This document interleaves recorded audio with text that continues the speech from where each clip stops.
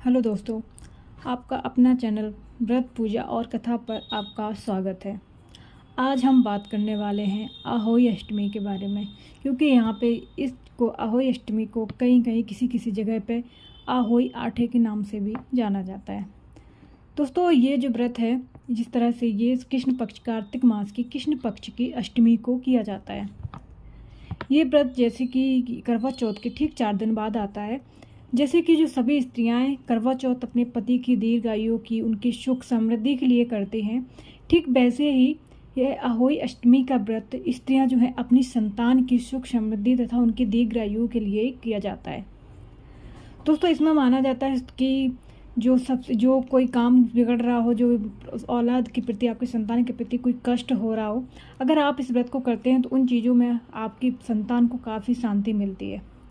क्योंकि ये जो व्रत है वो माता पार्वती को ही समर्पण किया जाता है। उनके से ही हम ये प्रार्थना करते हैं अपनी संतान की मनोकामनाओं के लिए। जिन इस व्रत को जो स्त्रियां निसंतान है, जिन्हें कोई पुत्र या पुत्री नहीं है, वो भी अगर इस व्रत को पूरे नियम धर्म से करती हैं तो उनकी गोदें बहुत जल्दी माता पार्वती भर देती हैं। इस व्रत को करने की जो विधि है कुछ ज़्यादा अलग नहीं है, क्योंकि जो करवा चौथ पे जो रहता है, जो स्त्रियां व्रत करती हैं वो चांद को देख के खोलते हैं, लेकिन इस व्रत पे जो है वो व्रत इसके जो खुलता है वो तारों को देखकर खोला जाता है। इस व्रत की जो विधि है, क्योंकि यहाँ पे अगर आप सुबह जो है स्त्रियां उठती हैं, अपना अच्छे से स्नान करती हैं, स्वच्छ कपड़े पहनती हैं, इसके बाद इसकी जो पूजा विधि रहती है, जो पूरा दिन वो उपवास रखती हैं, निर्जल व्रत करती हैं, पानी एक बूंद भी नहीं पीती हैं पानी की। इसके बाद शाम को जो है सायंकाल में इसकी जो है पूजा की जाती है माता पार्वती की के नाम पे। जो है इसमें क्या किया जाता है कि माता आठे की जो है इनकी एक चित्र बनाया जाता है, या फिर आप उनकी तस्वीर भी मार्केट से ला सकते हैं उनकी। इसके बाद उस तस्वीर को रखा जाता है। उसके बाद वहाँ पे आप एक अच्छी जगह, जहाँ भी स्वच्छ जगह हो, जहाँ पे आप पूजा पाठ करते हो, आपका मंदिर हो, ऐसे किसी स्थल पे आप उसको साफ़ सुथरा कर लें। अगर आपका घर कच्चा है, यानी कि आप अगर वहाँ पे गोबर फेर सकते हैं, यानी कि जो, तो आप वहाँ पे ज़रूर गोबर से आप वहाँ पे लेप करिए। इसके बाद वहाँ पे चौक बनाइए। चौक बनाने के बाद आप गंगा जल का जो है छिड़काव अच्छी से पूरी जगह शुद्ध करने के बाद आप वहाँ पे जो है पटिया लगा सकते हैं, यानी कि जो चौकी लगा सकते हैं माता की पूजा के लिए। अब आप जब वहाँ पे चौकी लगा लेते हैं तो आपको कोई क्या करना है कि आपको 2 करवे लेने हैं, यानी कि एक सागर लेना है, एक करवा लेना है। आप सागर में जल अपना जो है भर के, स्वच्छ जल एक अच्छा, जिसमें गंगा जल थोड़ा सा डाल करके आप रख सकते हैं। उसके ऊपर आप अपने करवे को उसमें भी जल भर के रख सकते हैं। उसमें रखने के बाद आप माता जो पार्वती, जो माता जो आठे की जो तस्वीर है, उनकी तस्वीर पे आप दोनों साइड से जो है मौली को चिपका सकते हैं। किसी से भी लेप से भी आप चिपका सकते हैं, आटे के लेप से जो रहता है उससे आप चिपका सकते हैं। उसमें जो है जो कलावा से भी आप बना सकते हैं, मौली का जो रहता है, जो उसको आप बना करके इतना बना सकते हैं कि जैसे कि आपको उसको गले में, क्योंकि आपको गले में पहनना होता है पूजा पाठ के बाद, तो इतना बड़ा बना सकते हैं उसको कि आप उसको आराम से गले में धारण कर सकते हैं। इसके बाद जब आप उसकी चौकी लगा लेते हैं माता की, उनको सारा उनका जो है, और इसके बाद उनसे आप प्रार्थना करते हैं, अपने सच्चे मन से उनका भोग लगाते हैं। उनके भोग में जो है हम खीर बनाते हैं, पुए बनाए जाते हैं माता आठे के लिए।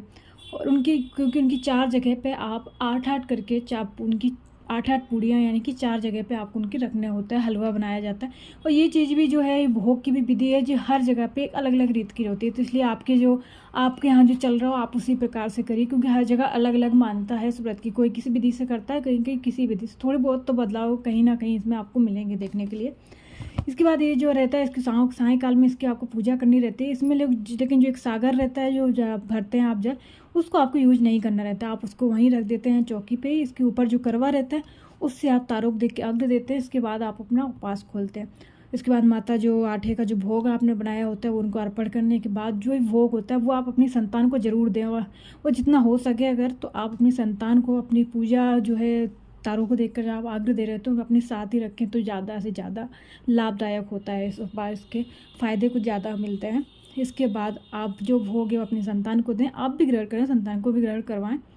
इसके बाद जो जल रहता है सागर का, वो कहीं कहीं पे क्या होता है कि उसी अगले दिन ही उसको सब लोगों को, अपनी संतान को लोग दे देते हैं चरणामृत की तरह। उसके बाद उसको किसी तुलसी के या किसी पौधे में आप उसका चढ़ा देते हैं।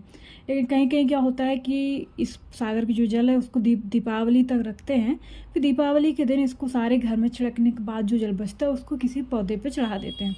तो इसलिए इस जल की अलग अलग जगह पे अलग अलग मान्यता है।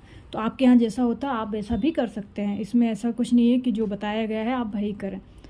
इसके बाद इसको आप अग्र को खोल सकते हैं। हाँ, लेकिन इस व्रत में जो है कुछ सावधानियाँ भी बरतने को होती हैं। आप इस दिन जो है नुकीली चीज़, किसी भी धारदार चीज़ से दूर रहें, जैसे चाकू हो गया, कील हो गई। आप उस दिन आप सब्जी ना काटें कि अपने घर में किसी और है आप उससे करवा लें जो भी काम है। आप कहीं मिट्टी ना खोदें, किसी पेड़ या किसी पौधे को नुकसान ना पहुंचाएं, काटें नहीं आप। मतलब यानी कि आपको इन सब चीज़ें जो भी प्रकृति के से जुड़ा जो भी चीज़ें आप उनसे आपको सबसे दूर रहना है, क्योंकि ये जो व्रत है वो प्रकृति, संतान, इन सब की देख सुख समृद्धि के लिए ही है। तो इसलिए आप हो सके जितना इन सब से दूर रहें। इसके बाद अपना व्रत अच्छे मन से, अच्छे सुख समृद्धि के लिए आप कर सकते हैं। और हो सके तो जितना ज़्यादा आप मन को शांत रखें, घर का माहौल एकदम शांत रखें, उतना ज़्यादा आपको इसके फल देखने को मिलेंगे। और जो निसंतान हैं लोग हैं, अगर वो इस व्रत को पूरी विधि पूर्वक करते हैं तो निश्चित है कि उनकी गोद माता पार्वती जरूर भरती हैं, क्योंकि जो होनी को अनहोनी कर सकता है वो सिर्फ शक्ति माता पार्वती को ही है। तो इसलिए हमें ये व्रत अपनी विधि पूर्वक जरूर करना चाहिए। बोलो आठे माता की जय।